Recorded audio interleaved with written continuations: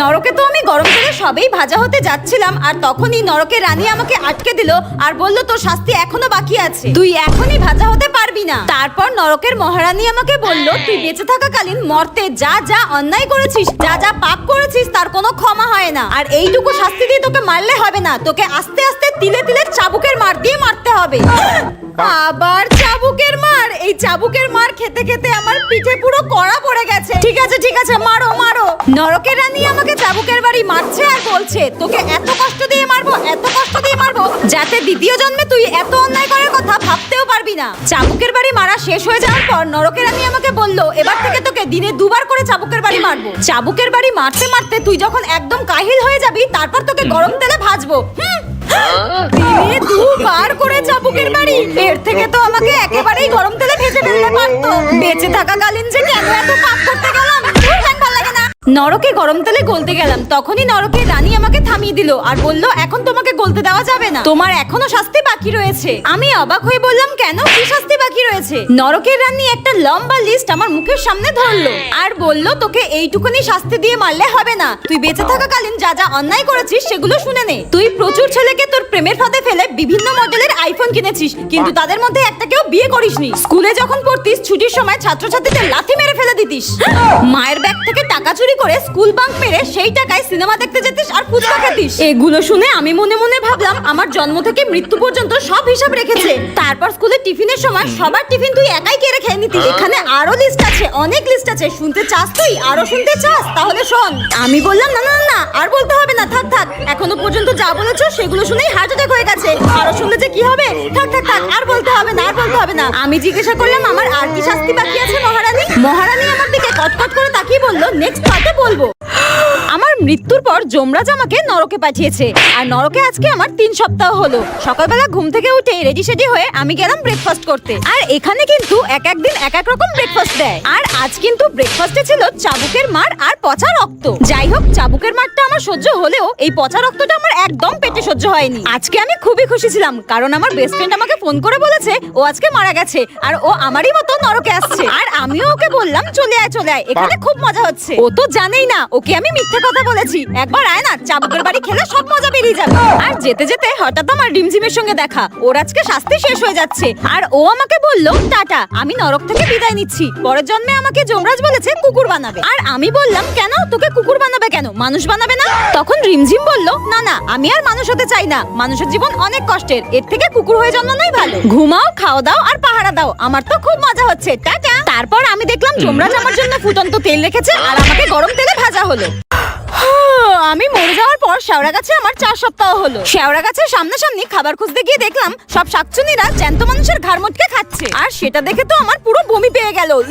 তারপর আমি ভাবলাম আমিও তো শাকচুন্নি হয়ে গেছি, আমি কেন ঘেন্না পাচ্ছি, আমাকে তো এগুলোই খেতে হবে। কোনো খাবার না পেয়ে আমি অন্যদিকে যাচ্ছিলাম, হঠাৎ দেখলাম আরো একটা শাকচুন্নি নতুন এসেছে, আর আমি তাকে জিজ্ঞাসা করলাম তুমি কি আজকেই মরেছো? সে ঘাড় নেড়ে জানায় হ্যাঁ আমি আজকেই মরেছি, তুমি কি আমার সাথে গল্প করবে? আমি মনে মনে ভাবি এর সাথে নাকি গল্প করব। আমি তাকে বললাম হ্যাঁ হ্যাঁ আমি তোমার সাথে পরে গল্প করব, এখন না আমার প্রচন্ড খিদে পেয়েছে, আমি এখন খাবার খুঁজতে যাচ্ছি, ঠিক আছে পরে গল্প করব। সে আর আমাকে কিছু বললো না। তারপর হঠাৎ যেতে যেতে আমার শত্রুর সাথে দেখা, সেও নাকি আজকে মরে গিয়ে পাশের তাল গাছে এসেছে। আমি তাকে জিজ্ঞাসা করলাম তুই এখানে কেন? সে আমাকে বলল আমি এত পাপ করেছি, আমি এত লোকের পদে কাঠি করেছি, তাই আমার পদেই কাঠি দিয়ে তাল গাছে তুলে দিল। আমি বললাম ঠিক হয়েছে, এখন তাল গাছে বসে বসে বোর হ, আর আমি তো এই শেওড়া গাছের সব শাকচুনিদের সঙ্গে মজা করব আর পায়ের উপরে পা তুলে আনন্দ করব।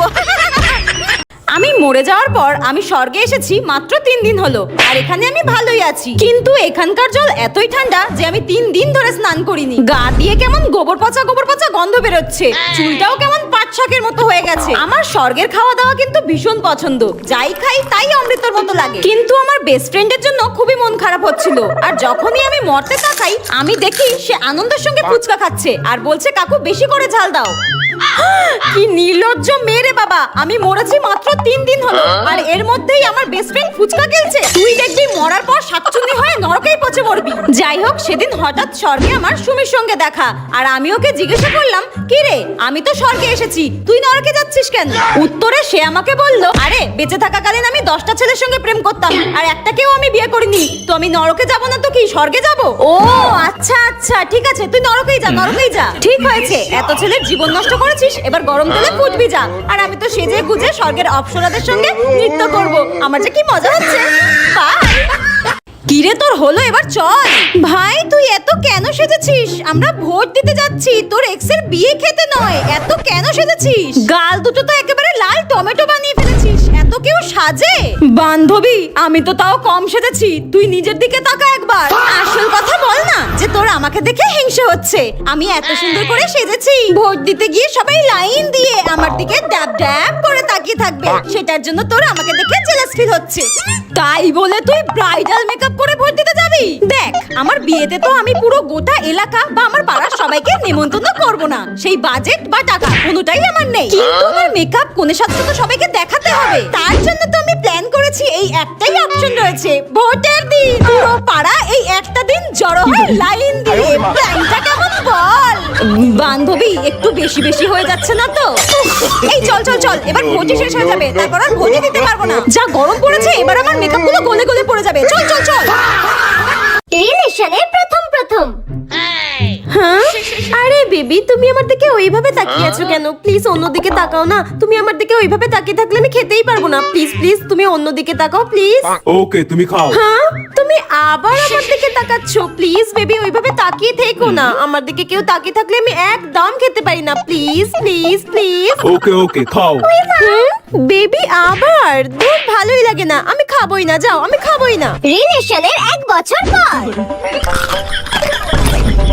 আরে আরে একটু আস্তে খাও। এ কিভাবে খাচ্ছ তুমি? কেন কিভাবে খাচ্ছ? আরে লোকে তোমার দিকে কিভাবে তাকাচ্ছে, একটু ভদ্রভাবে খাও। আরে আমাদের টাকা দিয়ে কিনে খাচ্ছি, ভদ্রভাবে খাওয়ার কি আছে? দোকানদার কি আমাদের ফ্রিতে দিয়েছে নাকি? চুপ করো তো। আর তুমি এটা কি জামা পরে এসেছো? বাড়ির জামা পরেই চলে এসেছো নাকি? এই শোনো, তোমার সঙ্গে দেখা করার জন্য না এই বাড়ির ড্রেসই ঠিক আছে। আর তাছাড়াও বাড়ির নিচেই তো খেতে এসেছে, এই খাবারটা এনজয় করতে দাও। খাওয়ার সময় তো কথা বলো না তো। ইস দেখে মনে হচ্ছে পুরো 7 জন্ম খেতে পারেনি। ইস রে, আজকে অনেকটা দেরি হয়ে গেল। মা আমি বেরোলাম, কলেজের অনেক দেরি হয়ে যাচ্ছে, বেরোলাম।